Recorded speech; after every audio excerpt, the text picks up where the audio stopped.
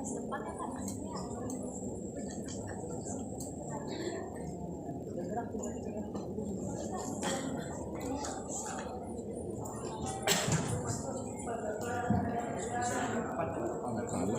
guys, ini nanti yang kalau mati kalau yang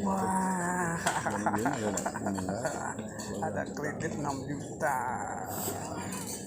guys, ada kredit 6 juta. Oh masuk toh, wih, marah tuh pak, marah masuk. Prospek Kria Nasional di era milenial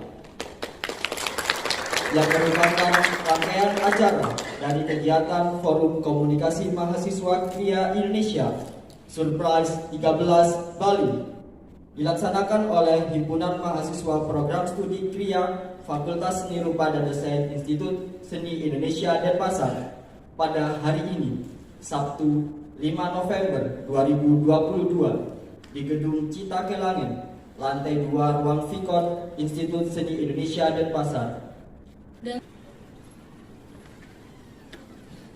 Mimpi menurut kepercayaan agama Hindu. Bagi yang non-Hindu bisa berdoa menurut kepercayaan masing-masing. Bertemakan prospek Kria Nasional di era milenial yang diselenggarakan oleh Forum Komunikasi Mahasiswa Kria Indonesia di tahun 2022. Hadirin yang berbahagia, perlu diketahui bahwa seminar Kria Nasional kali ini diikuti oleh 100 orang mahasiswa, antara lain dari 8 kampus, yaitu yang pertama Institut Seni Indonesia Denpasar, yang kedua dari ISBI Bandung, yang ketiga dari ISBI Aceh, yang keempat dari ISI Surakarta, yang kelima itu ada dari ISI Padang Panjang, dan yang keenam ISI Yogyakarta, yang ketujuh dari IKJ, dan yang terakhir dari ITB. Jadi yang dimana acara ini dilaksanakan di kampus ISI Denpasar, yaitu di Gedung Cita Kelangen, lantai 2 Ruang Vikon. Jadi tentu dalam hal ini dihadiri oleh para narasumber yang sudah berkompeten. Jadi nanti kita akan dengarkan materi dan kita juga akan masuk ke dalam sesi diskusinya yang bisa kita banyak mengulas hal-hal yang menurut kita awam seperti itu. Dan alumni yang terhormat Dr. Ana Agung Gede Rai Remawa, Magister Seni, kami persilakan. Saya hormati dan juga mahasiswa, terutama bapak-bapak narasumber yang akan mengisi seminar Kria pada hari ini. Terima kasih Bapak Ahmad Fahrudin dari Padang Panjang, terima kasih sudah hadir. Bapak Dr. Husin Hendrayana dari Simbandung, terima kasih. Bapak Dr. Timbul yang dalam hal ini diwakili oleh Bapak Dr. Ahmad Hisam MSN ISI Jogja, terima kasih sudah hadir. Bapak dan Tuan rumah kita Bapak Prof. Dr. Nadi Gede Dewaul, terima kasih sudah dari pagi hadir. Bandung, tadi saya lihat ada Brawijaya juga, tapi yang dihadiri oleh 8 mahasiswa yang sangat saya banggakan. Selamat datang di Bali, mudah-mudahan sehat selalu semua sehingga bisa mengikuti acara seminar nasional Kria yang akan dilaksanakan hari ini. Kita yang sangat kaya sebenarnya di Indonesia, dan itu akan di-create kembali oleh mahasiswa-mahasiswa kita untuk memberikan karya cipta yang baru. Keramik yang kecil-kecil kita sekarang bisa dalam bidang-bidang yang lebih besar seperti dinding-dinding besar di kantor, bandara dan lain sebagainya, itu bisa dikerjakan oleh anak-anak Kria. Mahasiswa Kria atau alumni Kria yang nanti bisa selesai itu bisa lebih besar, menyamai peluang-peluang kerja arsitektur dan interior ataupun DKP yang sudah berjalan lebih dulu. Jadi saya berharap anak-anak Kria tidak lagi merasa kecil, tetapi berjuang bersama, maju bersama untuk berkarya yang lebih besar agar bisa maju seperti yang sudah dilakukan. Kalau saya lihat tahun 95 saya sudah melihat perkembangan berbeda di Institut Teknologi Bandung. Waktu itu sebelumnya mahasiswa Kria kita kecil termasuk di Bandung juga kecil, ada 5-7 mahasiswa. Begitu diubah sistemnya, jadi mendesain yang baru, merancang yang baru, sehingga berubahlah mahasiswanya sekarang paling banyak, dan juga mahasiswa Kria kita mudah-mudahan di seluruh Indonesia bertambah terus, sehingga publik menunggu rancangan yang baru bagi adik-adik Kria kita semuanya. Jadi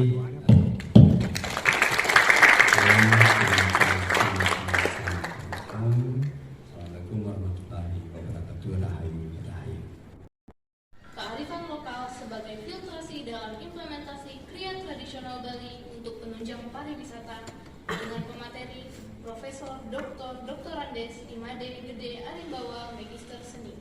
Materi kedua mengangkat topik tentang ornamen Minangkabau sebagai ide cipta karya dengan pemateri Dr. Ahmad Bahrudin, Sarjana Seni Magister Seni. Materi 3 mengangkat topik tentang prospek Kria nasional di era milenial dengan pemateri Dr. Hussein Hendriana, Sarjana Seni Magister Desain. Materi keempat mengangkat topik tentang Lotus, representasi seni kosmologi air dengan pemateri Dr. Ahmad Nizam, Magister Seni. Kegiatan seminar Kria Nasional kali ini akan dimoderatori oleh Dr. Ida Ayu Gede Artayani, Sarjana Seni, Magister Seni. Kepada narasumber dan moderator seminar, waktu dan tempat kami persilakan. Semoga semangatnya sampai siang nanti, sampai selesai acara ini masih bisa bertahan. Om Swastiastu.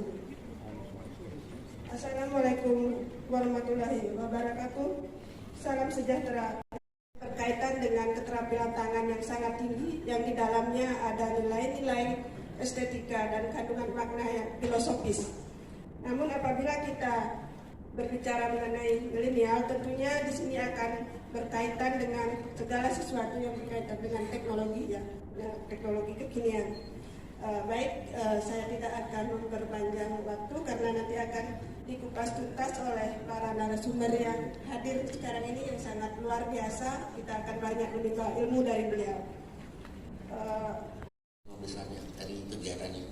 Di sini ada kerajinan memiliki prospek dalam kaitan dengan pariwisata. Nah, selanjutnya pariwisata Bali ini lagi mengembangkan menjadi dengan potensi yang dimiliki itu, ya, yang seperti saya sampaikan tadi, pemerintah daerah juga mengembangkan lebih lanjut dengan memakai budaya sebagai basisnya, ya, yaitu industri pariwisata berbasis budaya. Ini ada perdana juga dijadikan sebagai big sector. Pengembangan pariwisata di Bali secara implisit tersirat ada harapan, ya, yaitu simbiosis mutualistis benefit relationship, ya. Jadi ada harapan yang diinginkan antara pariwisata dan perkembangan budaya. Jadi tidak sebenarnya dari aturan ini menghendaki adanya simbiosis mutualis, ya. Jadi antara perkembangan pariwisata dengan budaya maupun berkesenian dan sebagainya itu ada timbal baliknya, ada hubungannya yang saling menguntungkan. Itu di Bali menjadi aktivitas sebenarnya ada juga pasang surut, ya, ada bom juga sempat mengalami penurunan kemudian meningkat lagi, ada persoalan masalah erupsi dan sebagainya, kemudian ada COVID-19 ini juga mempengaruhi, ya, perkembangannya. Tapi sebelumnya ini menjadi sebuah kegiatan yang cukup dan bahkan menjadi mata pencarian masyarakat.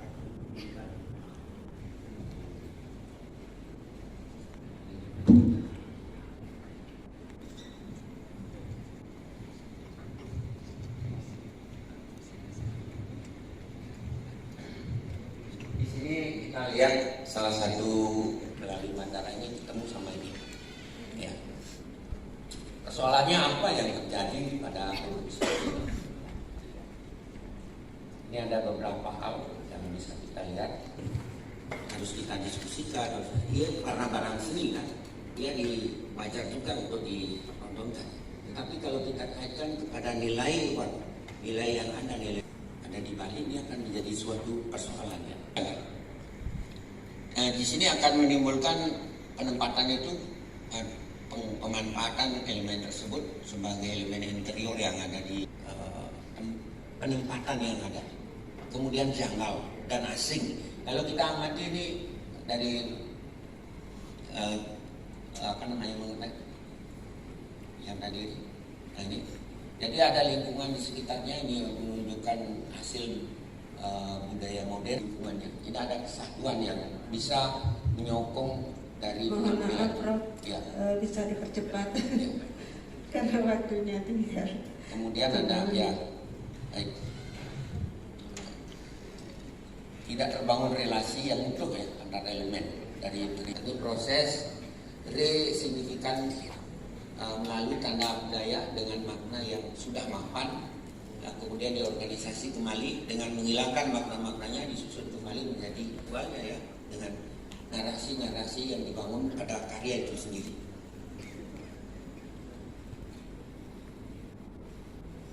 Nah di sini juga ada dimitologi ya, jadi menghilangkan nilai-nilai hanya dipajang sebagai karya yang mengutamakan dengan tujuan ya, dengan di isi Solo ya ketemu teman saya di isi Jogja semua dan alhamdulillah pada saat.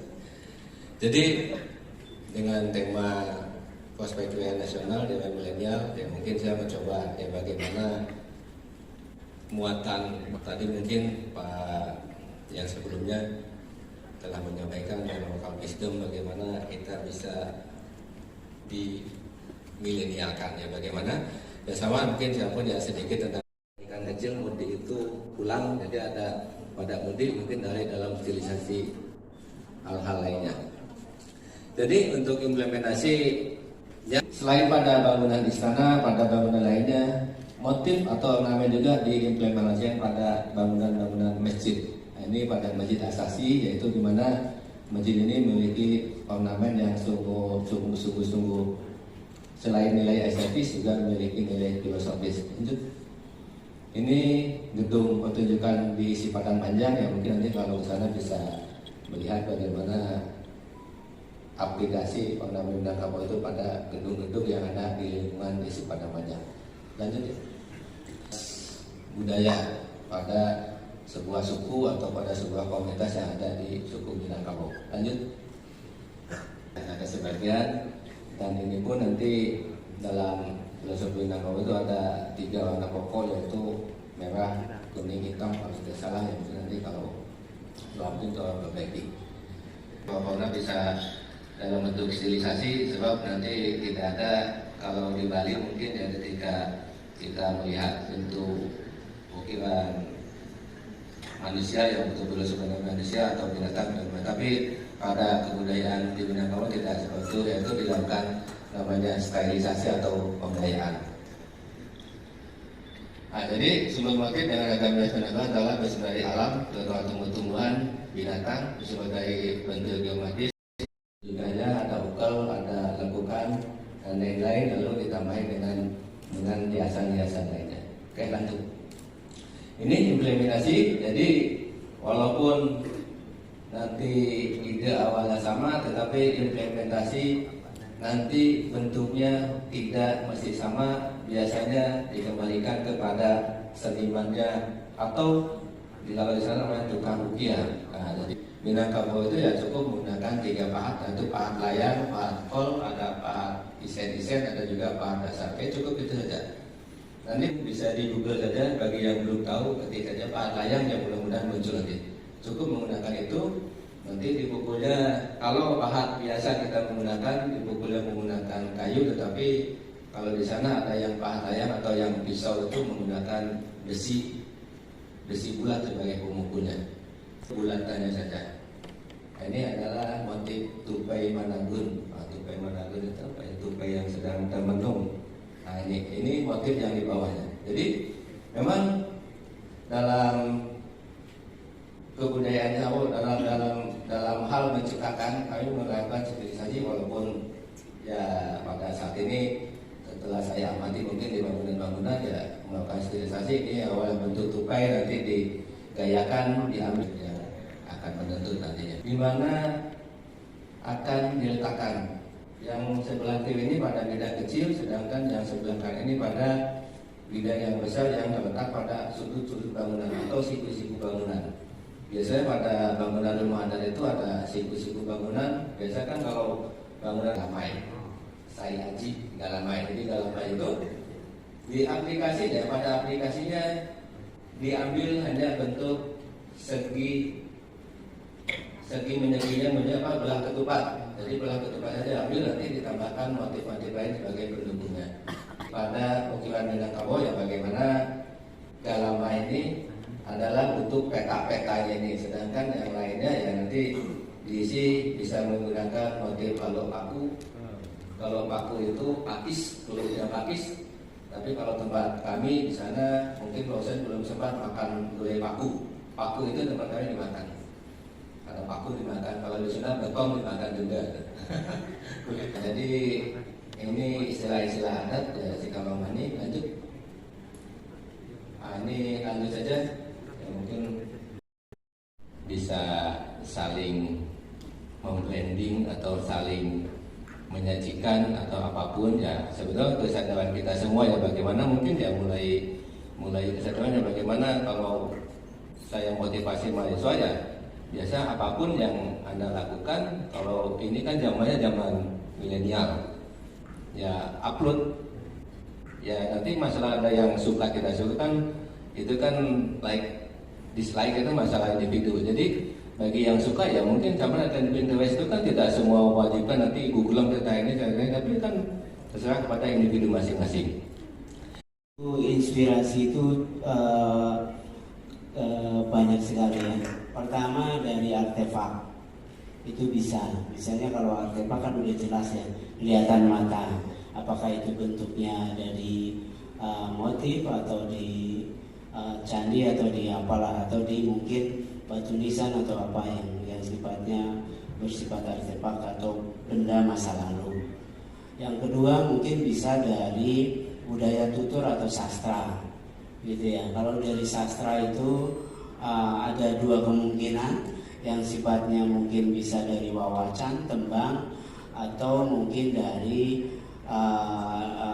naskah cerita, gitu, yang kemudian yang memerlukan transformasi, gitu, dari transformasi literasi menjadi transformasi visual. Itu bisa yang kedua. Jadi dari sastra. Yang ketiga mungkin dari nama daerah. Nama daerah ya. Misalnya daerah Surakarta, Solo gitu ya. Nah itu asal kata apa misalnya mungkin ya. Atau dari daerah di Solo itu ada nama desa atau kecamatan apa yang mungkin bisa ditelusuri dari aspek historisnya ya, kesejarahannya itu asal usulnya kok kenapa ya daerah itu seperti daerah itu namanya kok dinamai itu gitu ya. Nah itu jadi banyak sekali aspek-aspek pemandu budaya gitu ya, pemandu budaya untuk dijadikan inspirasi menjadi tadi bukan motif batik katakan ya. Nah intinya bagaimana kita bisa mentransformasi tadi baik artefak, sastra, istilah atau nama daerah itu ya, kemudian cerita daerah atau legenda, itu bisa semuanya. Jadi sangat luas begitu. Ketika seseorang itu sudah kemana-mana, pergi kemana, dapat pengaruh kemana, justru ada kecenderungan dia itu berperilaku lokal, menunjukkan identitas jati dirinya. Setelah dia traveling kemana-mana, kemudian muncul kesadaran untuk menghargai budayanya sendiri. Kemudian bagaimana bentuk tanggung jawab dengan gaya-gaya yang klasik tradisi tadi? Tidak bisa dihakikan. Anda mau menghakikan ornamen klasik Jepara misalnya, ornamen karang boma Bali, tidak bisa. Karena itu milik komunal. Haki iki tidak bisa dikaitkan secara pribadi. Indikasi geografis itu maksudnya. Nah, terus gimana? Seperti yang dinyatakan oleh Pak Husain tadi, tidak harus sama persis, kan ya Pak ya? Tidak harus sama persis. Anda ubah, menginterpretasi itu pun sebenarnya sudah kalian baru. Jadi kreativitas itu sebenarnya juga sudah ditunjukkan dari slide yang saya gambarkan tadi. Dari dulu itu juga sudah itu kreativitas yang luar biasa. Sekarang tantangannya ada di Anda. Apakah kita ketinggalan dengan mesin-mesin yang ada di luar negeri? Ya. Ya, kita ketinggalan. Bahkan konon mesin-mesin yang dibawa ke kita itu yang di luar negeri sudah out of date, sudah ketinggalan. Tapi sebentar, saya mengilustrasikan itu kita ketinggalan, ya apa-apa. Tapi jangan lupa loh, kita itu juga punya kekuatan the power of manual. Itu nggak bisa dikalahkan. Manual, power of manual. Ya kalau bisa ya dikembangkan separuh mesin, separuh manual. Tukang sanggup lagi membayar manual di sana.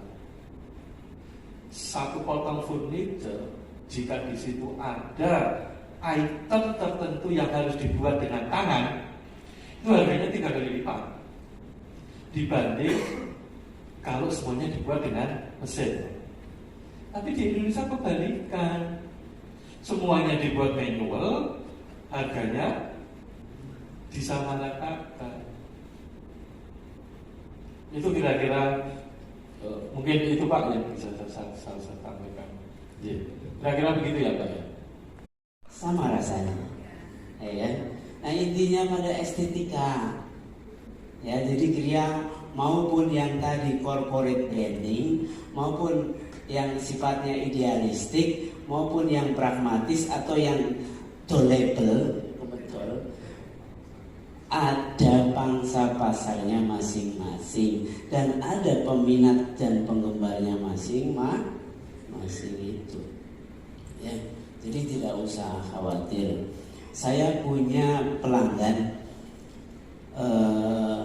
pengrajin anyaman rotan yang segi 6 itu loh Pak, yang kecil-kecil itu rotannya. Rotan di Cirebon itu semua tidak ada bahan mentahnya itu dibawa ke Jepang semua. Dan sekarang di Cirebon itu semua industri mebel di Cirebon sendiri itu adalah rotannya dari plastik imitasi. Dari mana? Dari Cina. Bahan baku mentahnya dibawa ke Jepang. Nah, ketika saya cari hasil anyamannya itu yang segi 6, itu sudah dari mesin semua. Sekarang satu lembar ukuran 1 meter persegi kira-kira 300.000 kalau sampai ke sini. Nah itu. Nah jadi semuanya kembali lagi ya kepada tadi pangsa pasarnya. Terus juga kepada mentalitas. Kalau kenapa di Cirebon diganti sekarang rotannya imitasi? Karena pangsa pasar orang Indonesia maunya bahannya murah tapi awet. Pengen harga murah tapi awet. Beda kalau bangsa luar. Kalau bangsa luar pengen memiliki sesuatu produk yang ramah terhadap lingkungan. Itu bedanya mindset gitu. Mungkin terima kasih. Pengembangannya perlu adanya filtrasi dengan penerapan budaya lokal di dalamnya, sehingga produk kria yang dihasilkan tidak hanya mengejar nilai-nilai komersil, namun makna kria yang adiluhung dan nilai-nilai estetika dan makna filosofis di dalamnya tetap bisa dipertahankan. Mungkin sekian dari saya, dan waktu saya kembalikan kepada MC.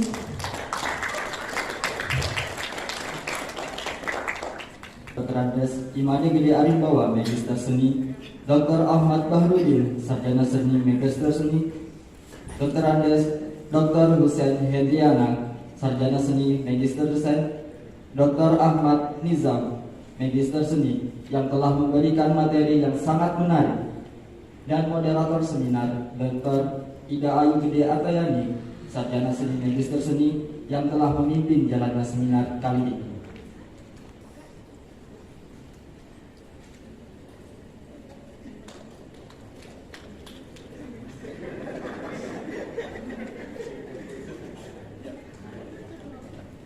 Penyerahan piagam narasumber yang kedua diberikan kepada Dr. Ahmad Bahrudin, Sarjana Seni, Magister Seni, dari isi pada panjang. Penyerahan piagam narasumber yang ketiga diberikan kepada Dr. Hussein Hendriana, Sarjana Seni, Magister Desain, dari ISB Bandung.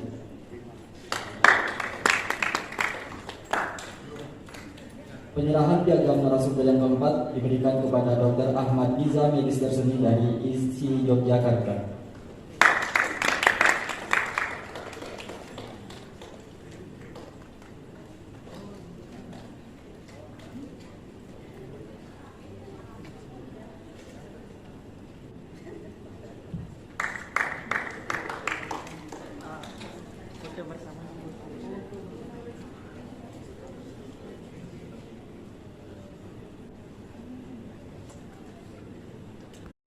Di isi Solo ya ketemu teman saya di isi Jogja semua, dan alhamdulillah pada saat. Jadi dengan tema prospek kria nasional dengan milenial, ya mungkin saya mencoba ya bagaimana muatan tadi mungkin Pak yang sebelumnya telah menyampaikan dalam lokal wisdom bagaimana kita bisa dimilenialkan, ya bagaimana ya sama mungkin saya pun ya sedikit tentang kecil mudik itu pulang, jadi ada pada mudik mungkin dari dalam stilisasi hal-hal lainnya. Jadi untuk implementasi ya, selain pada bangunan istana, pada bangunan lainnya, motif atau namanya juga diimplementasikan pada bangunan-bangunan masjid. Nah, ini pada Masjid Asasi, yaitu di mana masjid ini memiliki ornamen yang sungguh-sungguh selain nilai estetis juga memiliki nilai filosofis.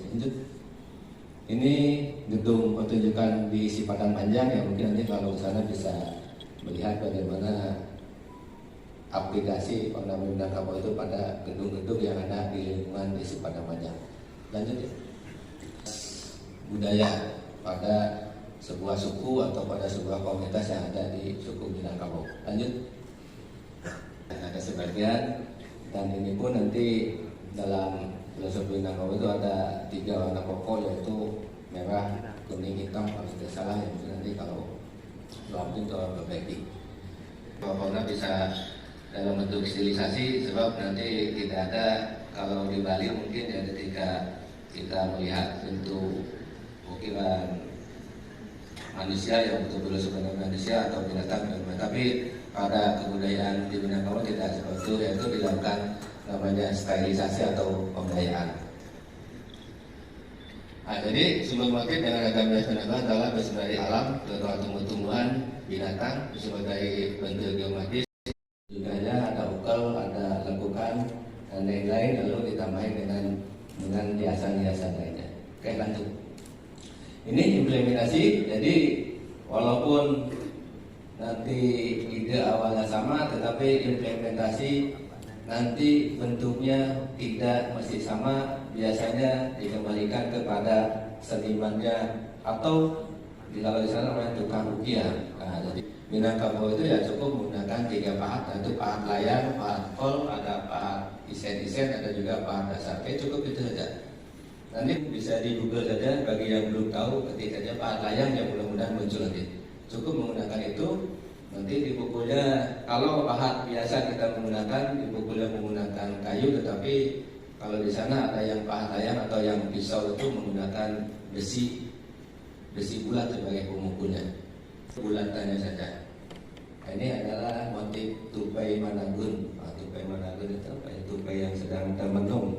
Nah ini motif yang di bawahnya. Jadi memang dalam kebudayaan Jawa, dalam hal menciptakan, kami melakukan sterilisasi, walaupun ya pada saat ini setelah saya amati mungkin di bangunan-bangunan ya melakukan sterilisasi. Ini awal bentuk tupai, nanti digayakan, diambil ya, akan menentu nantinya di mana akan diletakkan. Yang sebelah kiri ini pada bidang kecil, sedangkan yang sebelah kanan ini pada bidang yang besar yang terletak pada sudut-sudut bangunan atau siku-siku bangunan. Biasanya pada bangunan rumah adat itu ada siku-siku bangunan. Biasanya kan kalau bangunan galamai, saya haji galamai. Jadi galamai itu di aplikasi ya, pada aplikasinya diambil hanya bentuk segi menyeginya belah ketupat. Jadi belah ketupat saja ambil, nanti ditambahkan motif-motif lain sebagai pendukungnya. Pada ukiran Minangkabau ya bagaimana galamai ini adalah bentuk peta-petanya ini, sedangkan yang lainnya ya nanti diisi bisa menggunakan motif kalau paku itu pakis, kulitnya pakis. Tapi kalau tempat kami di sana mungkin dosen belum sempat makan gulai paku. Paku itu tempat kami dimakan. Ada paku dimakan, kalau di sana bekong dimakan juga. Jadi ini istilah-istilah adat ya, si Kamangmani. Lanjut. Ini lanjut saja. Ya, mungkin salam sejahtera buat kita semua. Terima kasih yang terhormat Bapak Wakil Rektor, Pak Nyoman dan Pak Wayan rekan kami. Terima kasih moderator, dan tidak lupa rekan-rekan dan surat permintaan prospek Tria Nusantara di era milenial. Saya bingung kalau mau nulis milenial apa itu bagaimana, tambah bingung lagi. Pak jangan lama-lama, cuma 15 menit 4 sore Pak sendiri coaching klinik jurnal artikel ilmiah, jadi lumayan ya. Nah ini udang saya ini diadopsi dari Putanegara ya, ini artinya cilu itu siji tapi ininya telu itu tiga umpak. Kalau di sini mungkin bisa disepadankan filosofinya Trihita Karana. Kalau di sana jilu itu di filosofi Keraton Cirebon itu ada ajaran Torikoh, itu adat, sifat dan af'al. Jadi hampir sama, mirip-mirip gitu ya. Jadi jilu. Kalau di motif itu di Keraton Cirebon, kalau sudah pernah ada yang ke Keraton Cirebon, ada motifnya jilu itu iwak telu sirah sinunggal. Jadi ikan 3 kepalanya 1 jilu. Nah dulu lepas ada yang alergi atau tidak alergi bahwa kriya itu bukan craft, tidak boleh disamakan dengan craft, karena kriya itu adalah seni adiluhung ya. Tetapi dalam konteks global itu mau tidak mau bahasa Inggrisnya ya craft gitu ya. Nah nanti saya sampaikan bahwa saya kemarin saya ajukan penelitian riset postdoktoral saya membahas tentang istilah craft atau kriya itu sebagai istilah yang mengglobal. Nanti slide selanjutnya. Jadi craft ini kita harus tetap kreatif, relevan ya. Relevannya dari mana? Baik dari masa itu dari zaman dari zaman Nekara gitu ya, dari zaman perunggu sampai zaman sekarang, zaman milenial itu masih relevan, masih ada. Ya, artinya relevan, nyambung, cocok dan harmoni tetap ada. Walaupun ininya tradisional dengan pakaian jin masih tetap nyambung. Pak Nijam pakai jas, bawahnya pakai jeans, masih nyambung, masih cakep tuh. Kayak Pak Presiden Soeharto kan, estetik. Kalau adaptif juga udah jelas ya, kita mengadaptasi sesuai fasilitas zaman. Nah ya, itu apa? Mahasiswaku, ada yang tahu fasilitas zaman apa? Ayo Cuk. Oh nggak ada. Lanjut.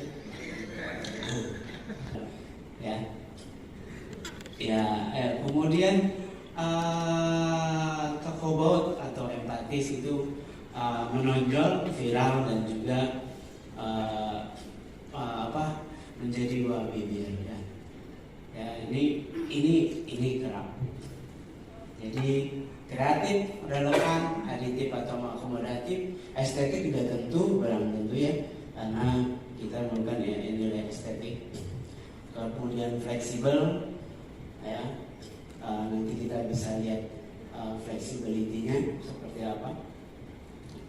Kemudian viral ya, diupayakan viral. Kalau di era milenial kita ini sekarang, kalau di zaman Renaissance itu ada anekdot atau ada istilah aku ada karena aku berpikir. Aku berpikir karena maka aku ada. Itu zaman Renaissance. Aku ada karena aku berpikir. Aku berpikir maka aku ada. Kalau sekarang apa? Aku ada karena aku online.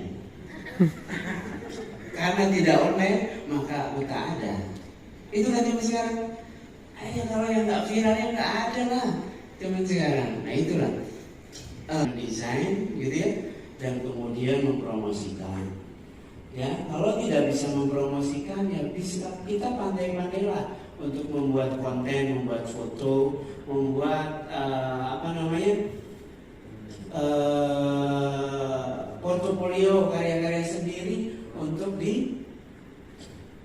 diviralkan atau dijadikan media teknologi ya, informasi, dan atau di zaman sekarang IG, Facebook ataupun lain sebagainya.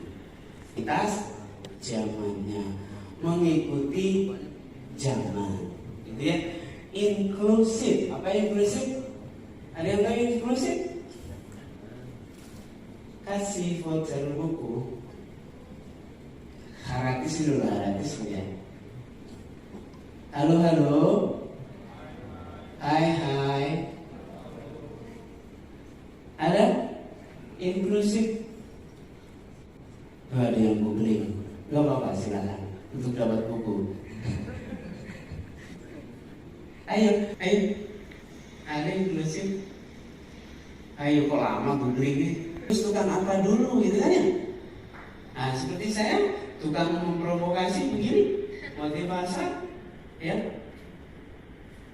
juga agak sengsara amat perasaan ya, fasilitas zaman dan juga akomodatif. Setuju? Ya, dari data yang diperoleh 4 keagamaan. Kalau di Bali sudah tidak bisa didiskusikan, sudah nyata di dalam kehidupan sehari-hari, di setiap hari, di setiap menit. Gitu ya. Yang kedua adalah pria terlahir dari dorongan ekspresi pribadi. Nah ini yang hidup dan berkembang di lembaga pendidikan.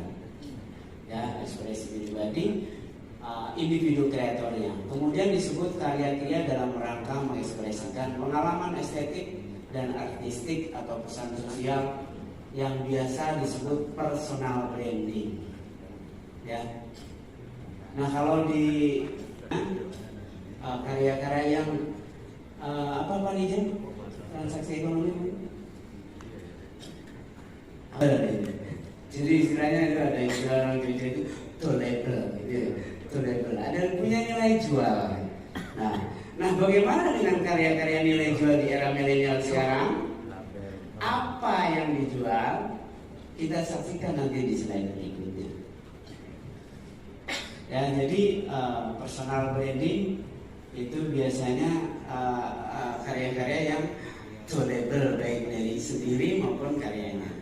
Jadi contoh kalau di seni murni, kalau di lukisan itu gaya, ya dengan gayanya, stylenya sendiri, ya dia konsisten dengan gayanya sendiri seperti lukisan maestro Avandi gitu ya, abstrak memang dari nenek moyangnya dan dari indungnya, yaitu kriya terlahir dari dorongan kebutuhan hidup sehari-hari yang kemudian disebut kriya vernakular. Vernakular itu yaitu dalam rangka mendukung piranti apa itu? Nggak ada yang ambil buku? Vernakular. Perkenalkan, saya Akbar dari isi pasar. Vernakular menurut saya, setahu yang telah dijelaskan oleh dosen seni murni, itu merupakan bahasa atau piranti dalam keseharian yang dilakukan oleh penduduk sekitar dalam menjadi keeratan hubungan antar sesama kaum dan golongan. Oke, buku. Terima kasih. Saya dari Prodi Kriya angkatan 19. Menurut saya, vernakular adalah sesuatu yang lahir dari satu proses, entah itu yang berulang-ulang, terus lahirnya dari satu perilaku keseharian yang berulang-ulang. Terima kasih. Yang lebih luas itu corporate branding, dan yang lebih luas itu adalah sama di corporate branding, tapi sifatnya itu memberikan layanan kebutuhan bagi masyarakat, yaitu product for the community. Nah, dan ini semuanya itu ada di dalam kehidupan kita sehari-hari, tadi kehidupan vernakuler, baik untuk kebutuhan primer, kebutuhan sekunder maupun kebutuhan tersier. Teras paling depan sampai ujung teras paling belakang, semua piranti kriya itu pasti ada. Ya, misalnya ini di hotel, ya. Di living room, di kitchen, di bedroom, ya, di villa itu, di office, di bedroom, di dining room, di di rumah ibadah, ya semuanya ada. Ya, artinya relevan dengan fasilitas zamannya. Ini lanjut. Nah, ini kalau di IKM atau di pengrajin tradisional itu kan ada pola-pola kreativitas yang tradisional turun-temurun. Tetapi kalau di akademisi itu pola kreativitas yang berdasarkan teori. Ya, nah penggabungan inilah tugas kalian, mengawinkan bagaimana memajukan pola pikir atau kreativitas pengrajin tradisional supaya tetap ikut ya menginginkan sesuai fasilitas zaman alias milenial ya. Nah itu selanjutnya. Tadi produk untuk melayani pesanan, melayani pesanan, melayani kebutuhan apa yang ada di dalam kehidupan vernakuler. Ada yang corporate branding yang sifatnya profit oriented, yaitu juga pesanan ya, tapi lebih mengarah kepada di antara personal branding dan product for community. Kemudian personal branding itu sendiri biasanya idealistik, ya karena mengikuti ekspresi sendiri dan gayanya sendiri.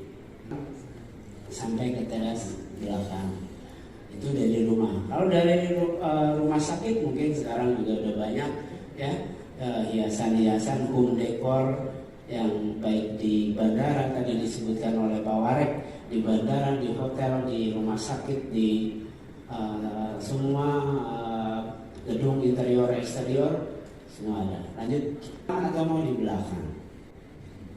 Kita mau sebagai pilot project, sebagai penentu budaya pasar atau pasar budaya. Nah itu. Jadi kalau kita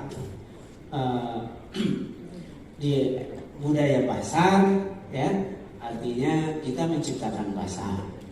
Artinya kita di depan ya. Tetapi kalau pasar budaya berarti kita mengikuti pasar. Apa yang menjadi sekarang ngetren, nah biasanya itulah yang rame-rame ngikut-ikutan gitu ya, mengadopsi, mencontoh, meniru gitu ya, kemudian membuat produknya sehingga ditiru. Yang outbound itu tempat foto selfie ya untuk Instagramer ya. Kemudian contoh yang ada di online itu ide kreatif. Lihat, coba googling di Pinterest. Apa yang dijual di Pinterest? Halo. Apa yang dijual di Pinterest? Ide kreatif kan? Bukan produk retailnya, gitu loh. Nah, cobalah kalian bersikap milenial. Jadi fokusnya di zaman now gitu ya. Apa yang akan kalian jual? Idenya atau produk retailnya? Itu sama saja sekalian tinggal kita mengikuti fasilitas zamannya. Lanjut. Itu orangnya dari Yogyakarta.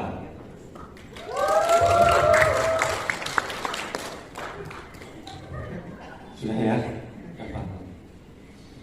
Om Swastiastu adalah simbol kesuburan awal kehidupan, simbol penciptaan dunia dan alam makrokosmos. Alam makrokosmos tidak hanya dunia ya, jadi alam dewa-dewa itu. Pada dasarnya lotus adalah tumbuhan air yang suci, hidup di lumpur, tumbuh di atas air. Oleh karena itu tidak berlebihan jika lotus dianggap sebagai simbol kemurnian, kesempurnaan dan kekuatan spiritual. Jadi lotus itu identik juga dengan Sri Lakshmi. Sebentar. Sri Lakshmi. Sri kosmik baru. Ini saya sarikan dari Kingsley. Bagus sekali itu ya. Ya. Next. Dan air itu muncul telur keemasan atau yang biasa disebut Hiranyagarbha. Telur besar, kuning, keemasan, gold. Dan dari telur keemasan itu lahirlah Brahma. Brahma memecahkan telur menjadi dua, menciptakan surga dan dunia. Di dalam kitab Bhagavata Purana, Brahma diciptakan oleh Wisnu. Sebelum penciptaan yang pertama, yang diciptakan adalah telur Maharsa, Brahmanda. Selama berjuta-juta tahun, telur itu mengapung di atas air yang memenuhi ruang. Kemudian muncul dari telur wujud besar Wisnu, dan Brahma keluar dari pusar Wisnu.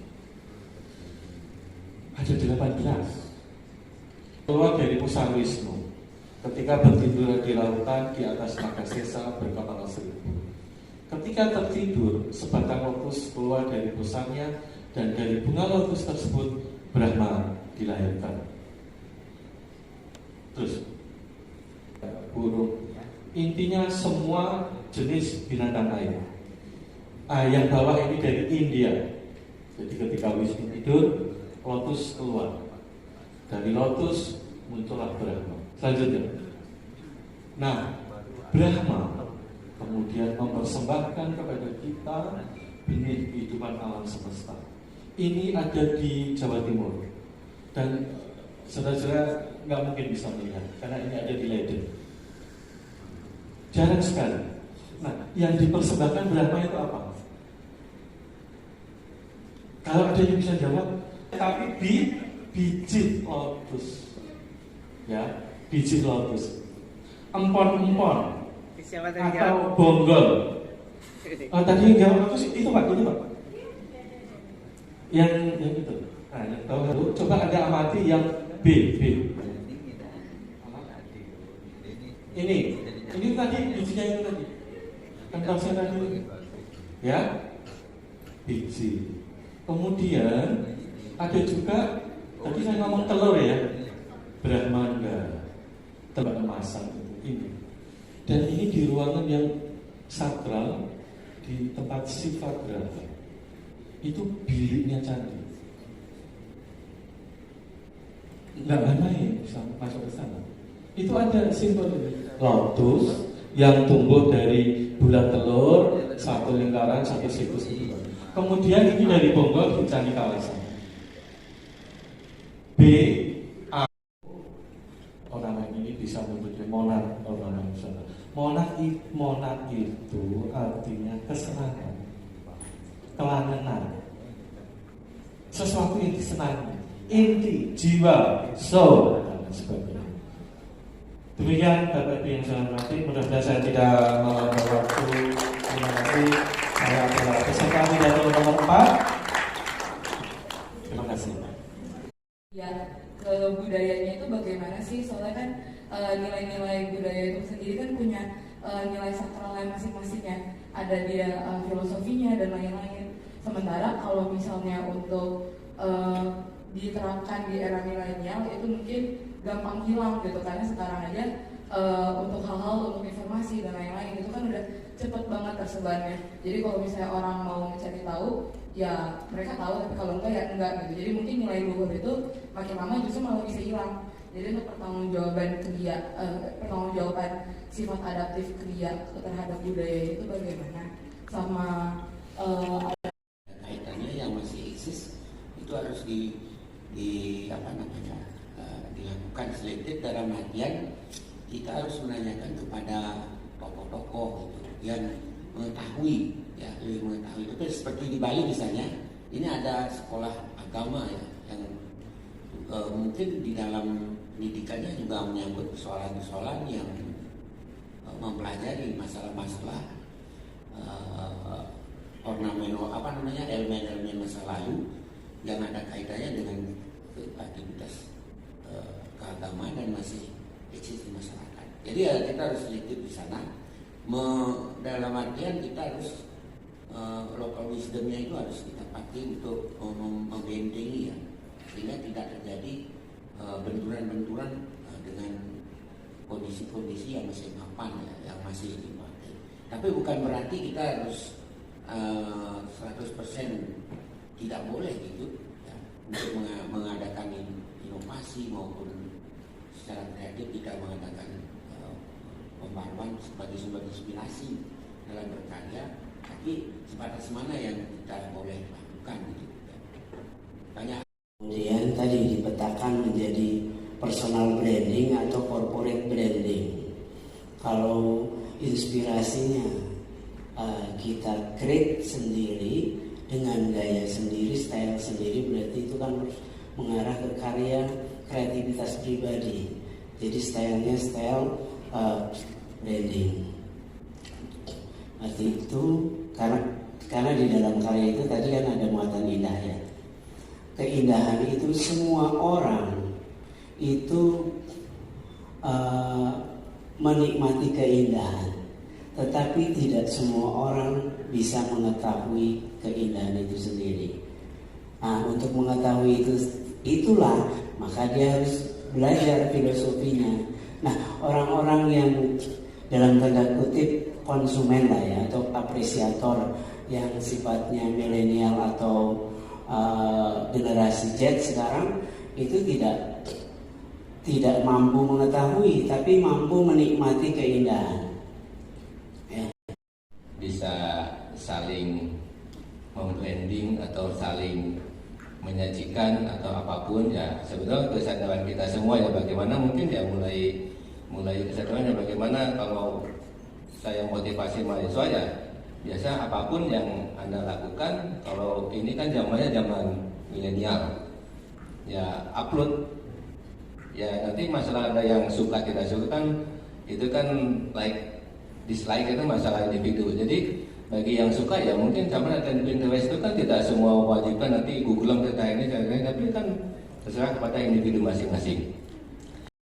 Bisa saling memblending atau saling menyajikan atau apapun ya, sebetulnya kesadaran kita semua ya, bagaimana mungkin ya mulai kesadarannya bagaimana kalau saya motivasi mahasiswa ya, biasa apapun yang Anda lakukan, kalau ini kan zamannya zaman milenial ya, upload ya, nanti masalah ada yang suka tidak suka kan, itu kan like dislike itu masalah individu. Jadi bagi yang suka ya mungkin sama dengan Pinterest itu kan tidak semua wajibkan nanti Google kita ini, tapi kan terserah kepada individu masing-masing. Inspirasi itu banyak sekali ya. Pertama dari artefak itu bisa, misalnya kalau artefak kan udah jelas ya, kelihatan mata. Apakah itu bentuknya dari motif atau di candi atau di apalah, atau di mungkin batu nisan atau apa yang sifatnya bersifat artefak atau benda masa lalu. Yang kedua mungkin bisa dari budaya tutur atau sastra, gitu ya. Kalau dari sastra itu ada dua kemungkinan, yang sifatnya mungkin bisa dari wawacan, tembang, atau mungkin dari naskah cerita, gitu, yang kemudian yang memerlukan transformasi, gitu, dari transformasi literasi menjadi transformasi visual. Itu bisa yang kedua, jadi dari sastra. Yang ketiga mungkin dari nama daerah, ya. Misalnya daerah Surakarta, Solo, gitu ya. Nah itu asal kata apa misalnya mungkin ya, atau dari daerah di Solo itu ada nama desa atau kecamatan apa yang mungkin bisa ditelusuri dari aspek historisnya ya, kesejarahannya itu asal usulnya kok kenapa ya daerah itu seperti daerah itu namanya kok dinamai itu, gitu ya. Nah itu jadi banyak sekali aspek-aspek pemandu budaya, gitu ya, pemandu budaya untuk dijadikan inspirasi menjadi tadi bukan motif batik katakan ya.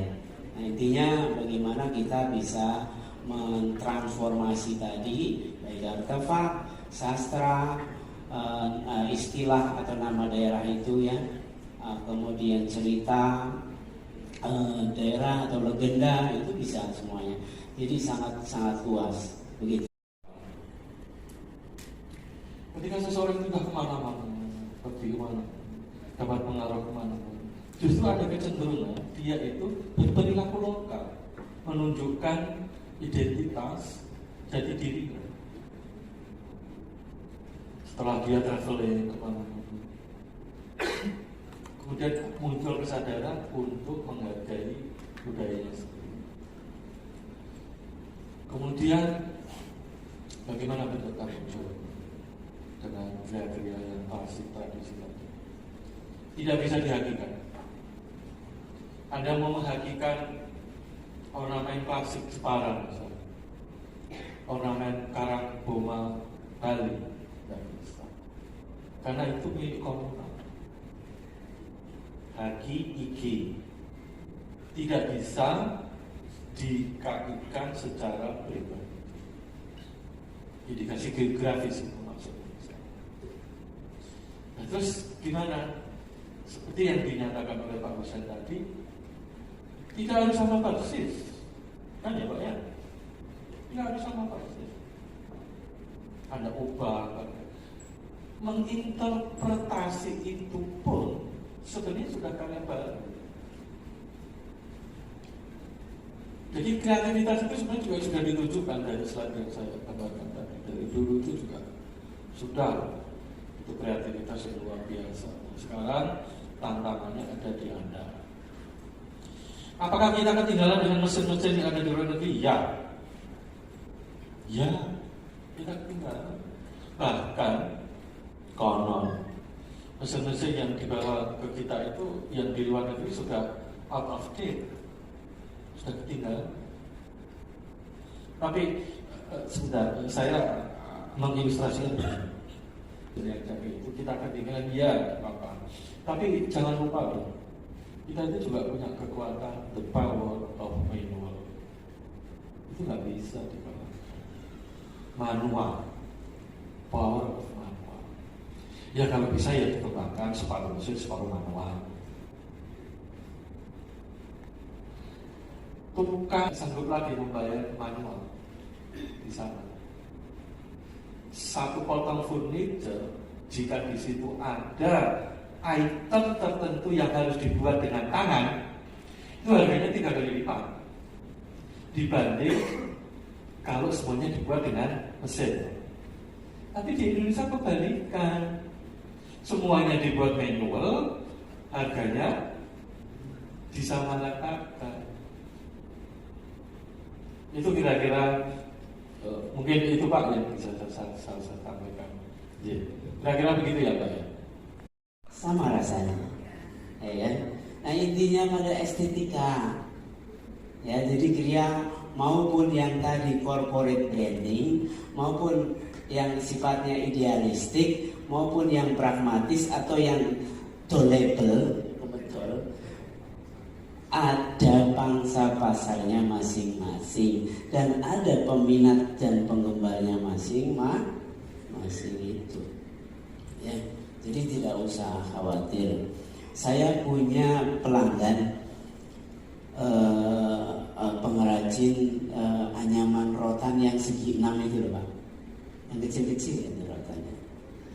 Rotan di Cirebon itu semua tidak ada bahan mentahnya itu dibawa ke Jepang semua.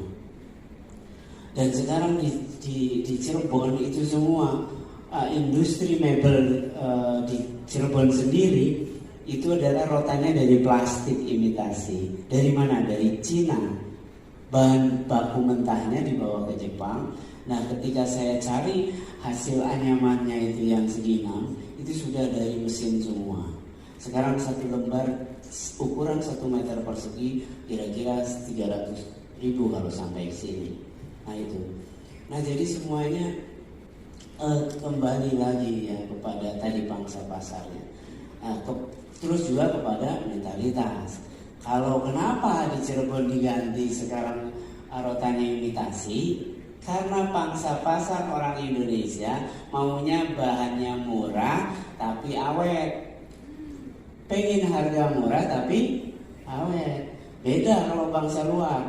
Kalau bangsa luar pengen memiliki sesuatu produk yang ramah terhadap lingkungan. Itu bedanya mindset gitu. Mungkin terima kasih. Pengembangannya perlu adanya filtrasi dengan penerapan budaya lokal di dalamnya sehingga produk Kria yang dihasilkan tidak hanya mengejar nilai-nilai komersil, namun makna Kria yang adiluhung dan nilai-nilai estetika dan makna filosofis di dalamnya tetap bisa dipertahankan. Mungkin sekian dari saya dan waktu saya kembalikan kepada MC.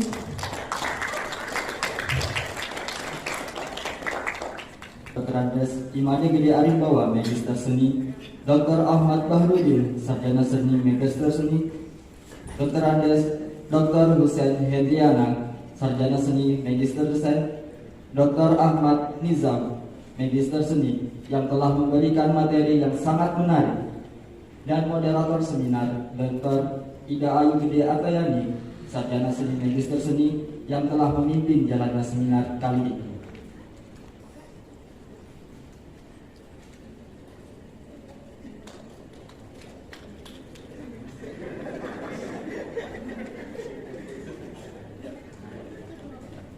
Penyerahan piagam narasumber yang kedua diberikan kepada Dr. Ahmad Bahrudin, Sarjana Seni, Magister Seni, dari ISI pada Panjang. Penyerahan piagam narasumber yang ketiga diberikan kepada Dr. Hussein Hendriana, Sarjana Seni, Magister Desain, dari ISBI Bandung.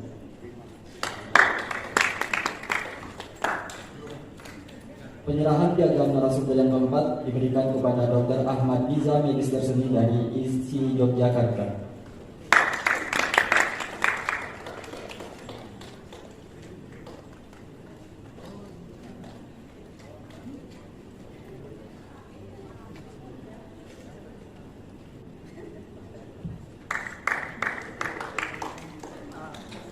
Bersama